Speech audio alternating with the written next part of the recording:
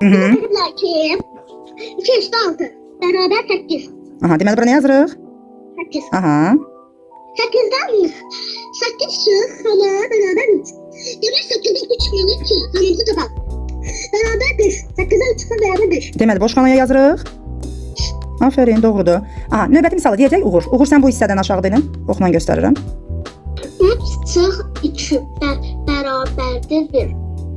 1 üstə çıx xana bərabərdir xana. İndi Nə etməliyik? Necə tapa bilərik? Yəni 2 dənə boş xanamız var. 2 dənə boş xanamız var. Mən bunu belə tapardım ki, aşağıda misal var ya, 6 üstə gəl 3.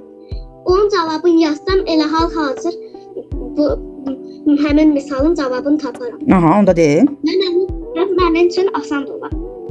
6-nın üstünə aşağıda 3 gələndə 9 eləyir. Deməli də cavab 9-dur.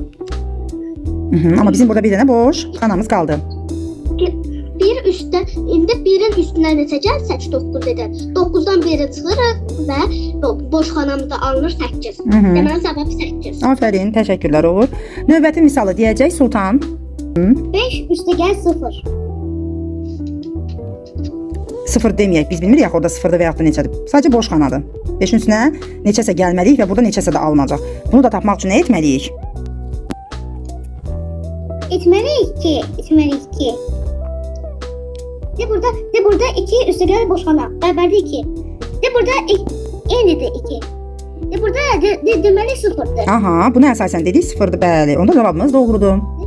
5 üstə gəl 0. Bərabərdir 5. 5 üstə gəl 3 bərabərdir 8. Deməli doğrudur, təşəkkürlər. Növbəti misal deyəcək Nəzrin.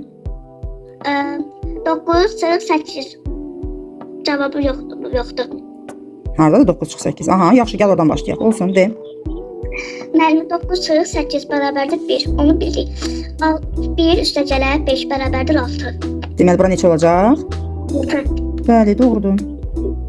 Aferin uşaqlar. Aferin.